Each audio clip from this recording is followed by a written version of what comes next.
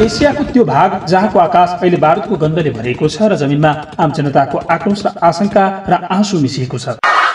भारतको अपरेसन सिन्दुर नामक सैन्य कारबाहीले परमाणु शक्ति सम्पन्न दुवै देशबीचको तनाव बढेको छ। विश्व नेताहरूले दुवै देशलाई संयमता अपनाउन आग्रह गरेका छन्। भारतले अपरेसन सिन्दुर नामक सैन्य कारबाहीको सुरुवात गरी पाकिस्तान र पाकिस्तान प्रशासित कश्मीरका विभिन्न स्थानहरूलाई लक्षित गरेपछि विश्वभर चिन्ता व्यक्त गरिएको छ। भारतले ती स्थानलाई आतंकवादी प्रशिक्षण शिविर भएको आरोप लगाएको छ। जवाफमा इस्लामाबादले भारतीय सेना लक्षित आक्रमण गरेको र केही लडाकु विमान खसालेको दावी गर्दै भारतको आक्रमणलाई युद्ध निम्त्याउने कार्य भनेको छ। पाकिस्तानी अधिकारीहरूका अनुसार एकै रातमा कम्तीमा 26 जनाको ज्यान गएको छ भने भारत प्रशासित कश्मीरको 10 जनाको मृत्यु भएको छ। परमाणु शक्ति सम्पन्न दुवै देशबीचको यस तनावप्रति विश्व नेताहरूले यसरी प्रतिक्रिया दिएका छन्। संयुक्त राज्य अमेरिकाका राष्ट्रपति डोनाल्ड ट्रम्पले भनेका छन्, यो निकै दुःखद कुरा हो। मैले यस बारेमा भर्खरै सुने। मलाई लाग्छ केही मानिसलाई केही न केही हुने अनुमान पहिले नै थियो। उनीहरूले धेरै लामो समयदेखि लड्दै आएका छन्। कयौं दशकदेखि म चाहन्छु यो चाँडै सकियोस्, ट्रम्पले भने। संयुक्त राज्यका विदेश मन्त्री मार्को रुबियोले भनेका छन्, अमेरिकी प्रशासनले दक्षिण एसियामा बढ्दो सैन्य तनावबारे नजिकबाट निगरानी गरिरहेको जनाएको छ। म भारत र पाकिस्तान बीचको अवस्थालाई नजिकबाट नियालिरहेको छु।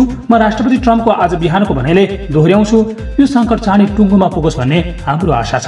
हामी दुवै देशका नेतृत्वसँग शान्तिपूर्ण समाधानका लागि संलग्न रहनेछौँ, रुबियोले सामाजिक सञ्जाल एक्समा पोस्ट गरेका छन्। मे 7 मा भारतद्वारा पाकिस्तानमाथि गरिएको एयर स्ट्राइकप्रति चीनको विदेश मन्त्रालयका प्रवक्ताले गम्भीर चिन्ता व्यक्त गरेका छन्। विदेश मन्त्रालयका प्रवक्ता माओ निङले भनिन्, भारतको सैन्य कारबाहीको दुर्भाग्यपूर्ण छ। हामी अहिलेको परिस्थितिप्रति चिन्तित बनेका छौँ। भारत र पाकिस्तान दुवै एकअर्काका मात्र होइन, चीनका पनि छिमेकी हुन्। चीनले दुवै देशलाई शान्ति र स्थिरतालाई प्राथमिकतामा राख्न, संयमता अपनाउन र परिस्थिति झनै जटिल हुन कुनै पनि कठिन कदम नचाल्न आग्रह गरेको छ। भारतका लागि इजरायलका राजदूत रेउबेन अजराले मे 7 मा सामाजिक सञ्जाल एक्समा लेख्दै भारतको कदमको समर्थन गरेका छन्। उनले भनेका छन्, आत्मरक्षाको भारतको अधिकारको हामी समर्थन गर्छौँ। आतंककारीहरूले बुझ्नुपर्छ कि निर्दोष मानिसहरूमाथि गरिएको उनीहरूको घृणित अपराधबाट अब संसारमा कतै पनि उम्किने ठाउँ छैन। संयुक्त अरब युएईले भारत र पाकिस्तान दुवै देशलाई चेतावनी दिँदै संयमता अपनाउन भनेको छ। युएईका उप प्रधानमन्त्री तथा विदेश मामिलाका मन्त्री शेख अब्दुल्ला बिन जायद अल नाहिनले दुवै पक्षलाई संयमता अपनाउन, तनाव घटाउन र राजनीतिक संवाद मार्फत विवाद समाधान गर्न आग्रह गरेका छन्। त्यस्तो अवस्था सिर्जना नगर्नुहोस् जसले क्षेत्रीय मात्र होइन अन्तर्राष्ट्रिय शान्तिमा पनि खतरा पैदा गर्छ,